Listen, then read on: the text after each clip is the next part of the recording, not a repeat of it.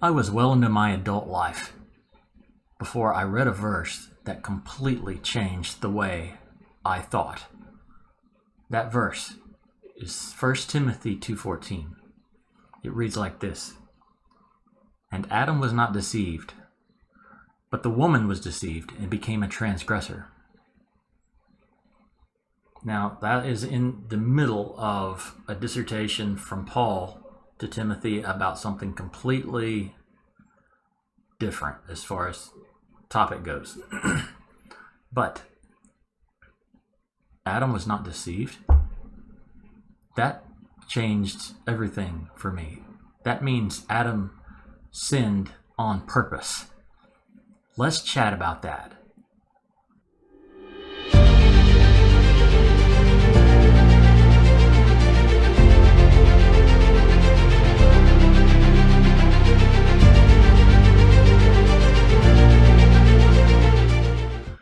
Good evening, friends. Welcome to Record Night with Steve. This is Embrace the Question, and what I want to talk about tonight is the fact that Adam sinned on purpose. Can you believe that? Before we get started, please subscribe.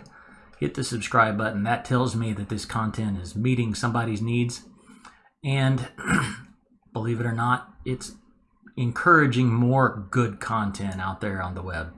And we need all we can get. If Adam wasn't deceived, then why in the world did he do what he did? That was a puzzler for me for a while. And I really think that I came to my conclusion at the bottom of Genesis chapter 3. And let me read that real quick. Verse 22 is where I'm going to read. I can post that as well. "Then the Lord God said, Behold, the man has become like one of us in knowing good and evil. Now, lest he reach out his hand and take also of the tree of life and eat and live forever. Therefore the Lord God sent him out of the Garden of Eden to work the ground from which he was taken. Behold, the man has become like one of us." Again, that was a puzzler for me because it was almost like God didn't want man to become like him. And yet, man was made in his image. Man had his breath in him. Man was like him.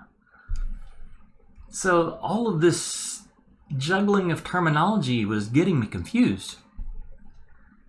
And I think I've landed on the explanation, which is God did want us to be like him.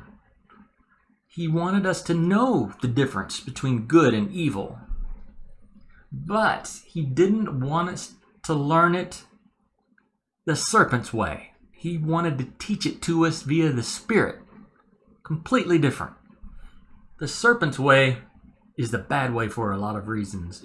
It's a complete undermining of the Spirit. It is a trial and error type of learning of good and evil, one that promotes distrust between man and the Father who made him, which is why Jesus had to come and re-show us the Father.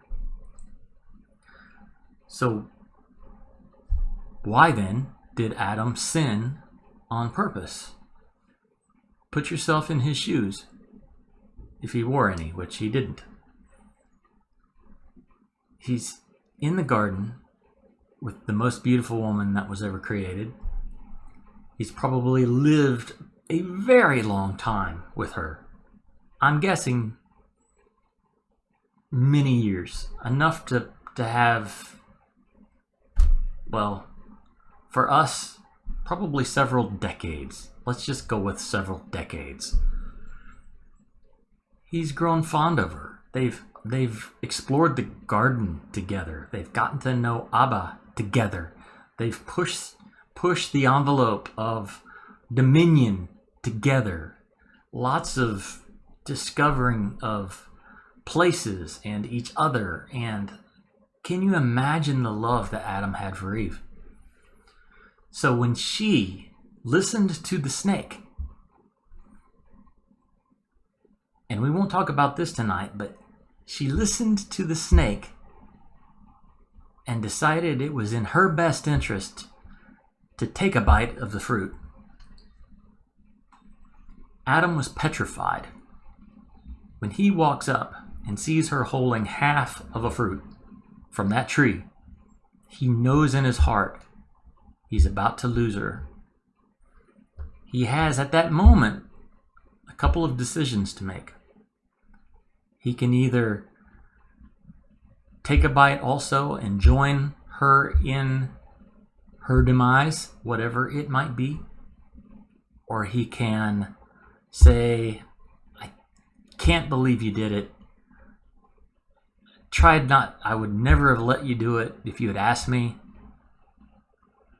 and risk losing her. Kind of throwing her under the bus, so to speak. So what Adam does is he bites purposefully into a full-blown curse in order to be with the one that he's in love with. Who else does that sound like? Sounds to me an awful lot like Jesus, who did the exact same thing. He became sin on a tree. Another similarity, right?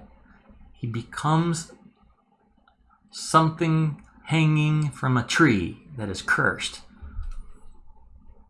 much like fruit. And he does it for the ones that he loves, the world. And now the man has become like one of us in more ways than one. Man, that just rips me on the inside. I hope that this encourages you or provokes you or makes you just want to go and study more. Any of those work for me.